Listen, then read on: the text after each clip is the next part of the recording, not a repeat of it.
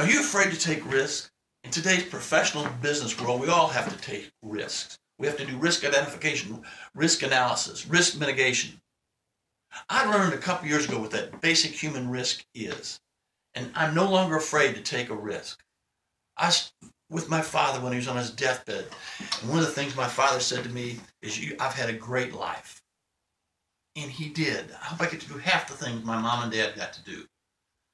But after my dear old dad passed away, and I had time to reflect upon the final advice from a wise, wise old man, I came to understand the basic human risk.